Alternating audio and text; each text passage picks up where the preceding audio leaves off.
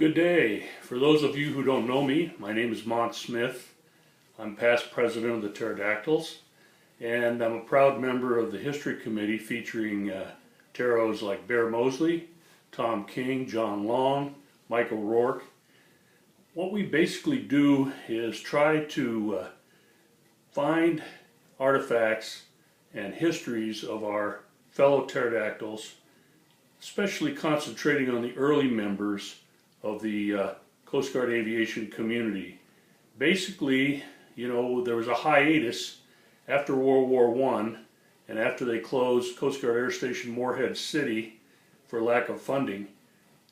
Resumed again, aviation interest resumed again in 1926, but by 1931, many of the early folks were, especially the senior officers, had been detailed off to non-aviation duties. Stone, for example, was commanding officer of a four-stack destroyer up in New London and did not re-emerge until 1932 as commander of the Coast Guard Aviation Unit at Cape May, New Jersey. As we researched these early aviators, I found that Norman B. Hall, who was the chief of the aviation division at that time in 1931, must have come in contact in Washington, D.C. with a young officer, Army officer, who was a reservist. He'd been a pilot during World War I, had been a commercial pilot throughout the 20s, and at the time of their meeting in 1931, he was the director of the contest committee for the National Aeronautic Association. Luke Christopher was a major in the Army Reserves, and I believe Norman Hall decided that he needed a guy, a fairly young officer with lots of flight experience. Christopher had over 4,000 hours to help in various projects. The Coast Guard was buying aircraft or receiving aircraft from the customs that had been seized by customs, and they were onesies and twosies. They were also building a huge flying boat up in Baltimore named the PJ. And they eventually contracted for 4 of these aircraft. Stone became involved in being the oversight for the construction, but I think Hall really recognized that he needed more help than just Elmer Stone. So he offered Christopher a contract to come in the Coast Guard as a temporary lieutenant. This was virtually plowing new ground. There had been temporary seagoing officers, but not an aviation officer. Christopher had a wealth of experience, and he set about his duties immediately, ferrying aircraft from coast to coast, testing various kinds of instrumentation for the aircraft that were going to be used in counter-smuggling operations. He basically was TAD from Washington, D.C. for the first 9 months, and right under Hall's supervision, but then permanently assigned at Air Station Cape May for several years, and then moved on to Air Station Salem for a brief period before becoming the officer in charge of the Southwest Border Patrol, headquartered at Lindbergh Field in San Diego. Christopher did a variety of tasks, taking senior Coast Guard admirals on tours of the Great Lakes, of the Pacific Northwest, looking at potential sites for Coast Guard air stations. He was all the time an active flyer, flying search and rescue in between these special missions.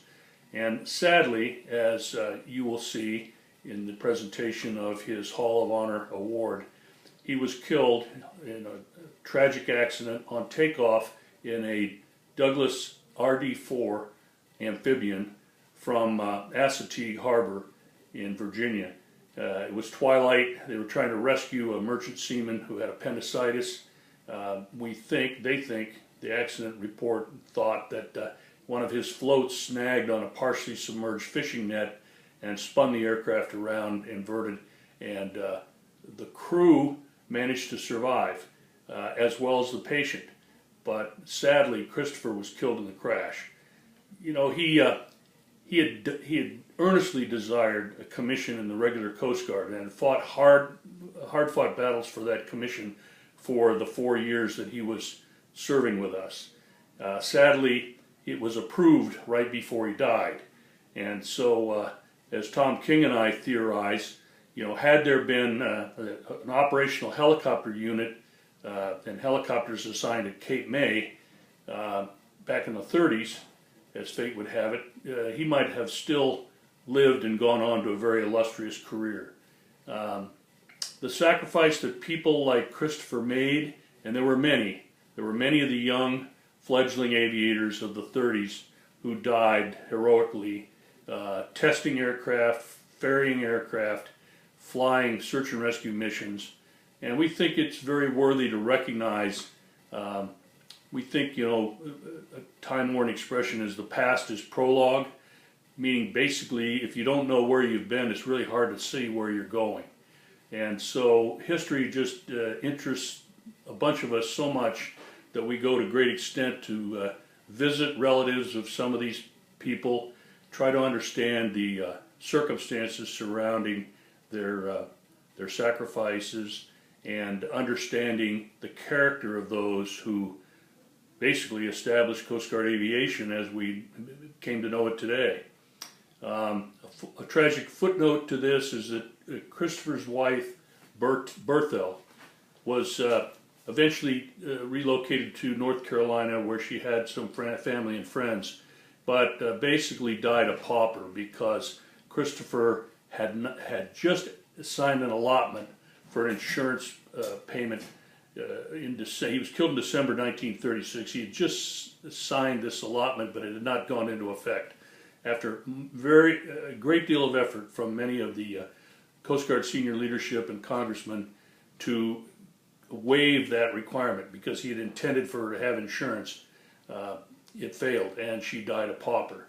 So this is a testament to a great man, who had a great family, who sadly can't be with us today, but I wanted you to know the background so that you could appreciate this award. Thank you very much.